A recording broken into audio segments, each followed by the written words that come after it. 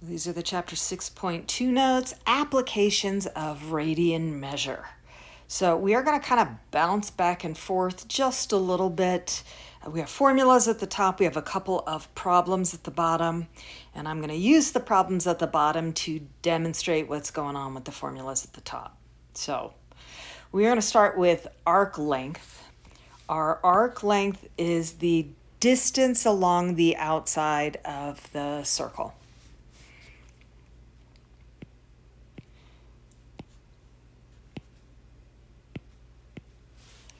So here is our arc length. We'll get that little green chunk. So part of the circumference. And the way we find formula for arc length is to use the circumference formula plus what we understand about part to whole and ratios. So if you take a look, we have our circumference formula here. Just as a reminder, the circumference of a circle is 2 pi r.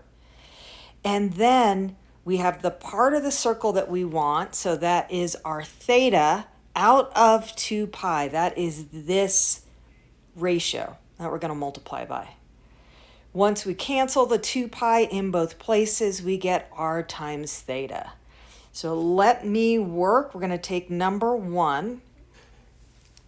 And I'm going to do that up here, but I'm going to go ahead and use what we know about circumference of a circle and then part over whole to get us to that formula. We're going to do it both ways for a minute here. Some people like one way over the other. So here is my circumference, 2 pi r. And down here we say that we've got a radius of 10. So that's 2 pi times 10 times the part of the circle I want is 2 pi over 7 out of 2 pi all the way around. Okay, so actually I'm going to erase this and organize a little better.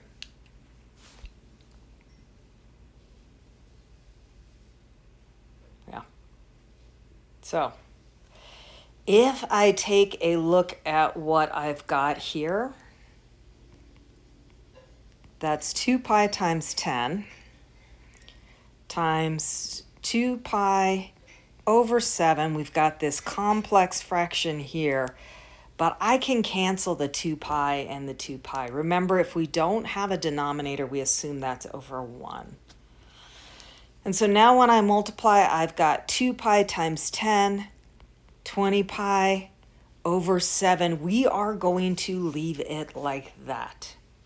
Okay, now I'm going to go down here to 1. We're going to do it again. This time we are just going to use this formula. So I've got arc length equals r times theta. We know our r is 10, and we know our theta is 2 pi over 7.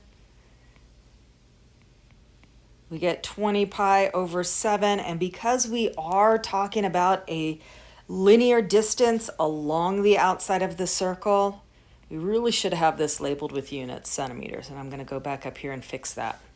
I was busy talking, forgot my units. Okay.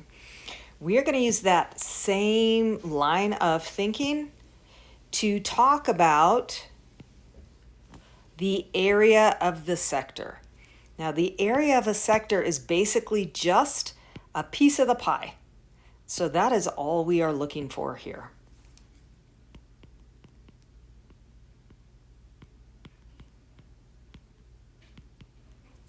Pizza slice, pie slice, whatever.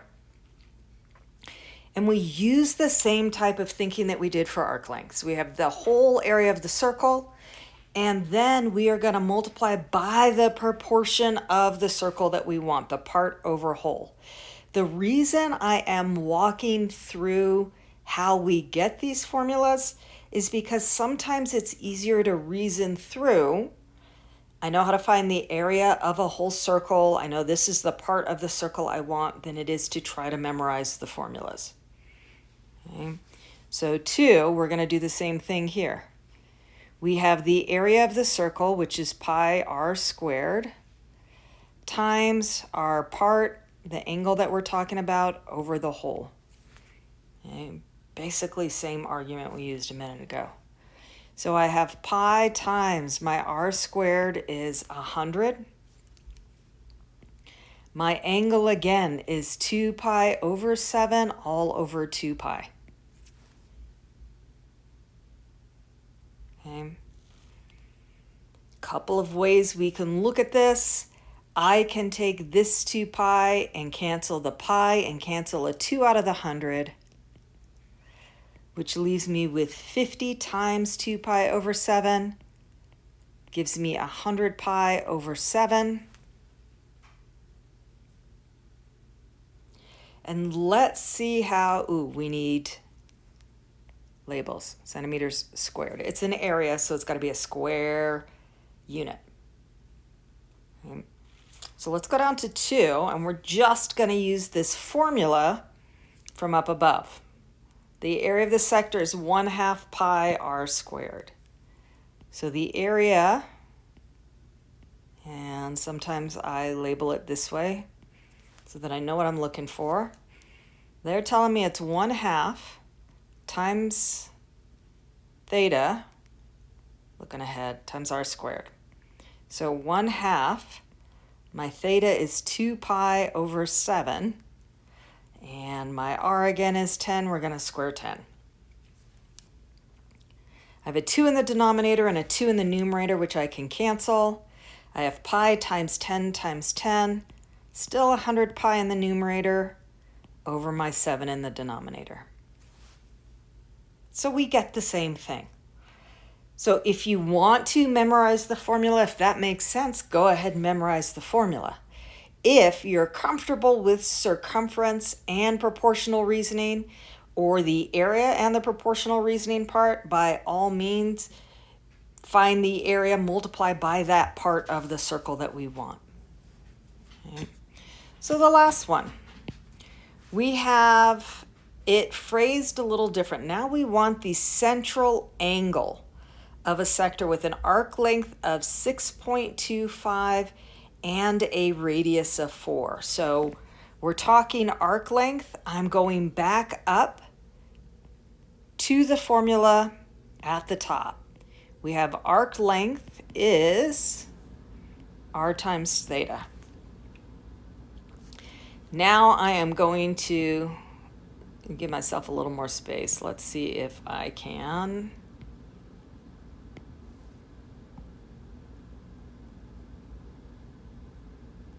Cover up, make a little more white space down here for us.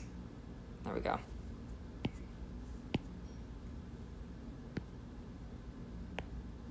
Okay. So they tell us the arc length is 6.25. They tell us the radius is 4. And we are trying to find the measure of the angle. Fair enough. I'm going to divide both sides by 4.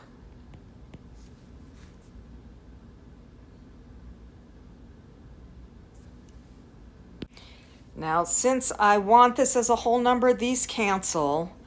I'm going to take a minute. I'm going to change my 6.25 to a fraction. So my theta equals, I got 6.25 over 4. 6.25, if I'm cutting 6 into quarters, that's 24 of them, plus 1 more 0.25, so I get 25 over 4, all over 4. And there is a reason that I am writing it like this. I wanted to remind us that means here's my numerator divided by my denominator. So we invert and multiply, which gives us a 25 over 16. So a central angle, our angle is 25 over 16, which is also 1.5625 radians.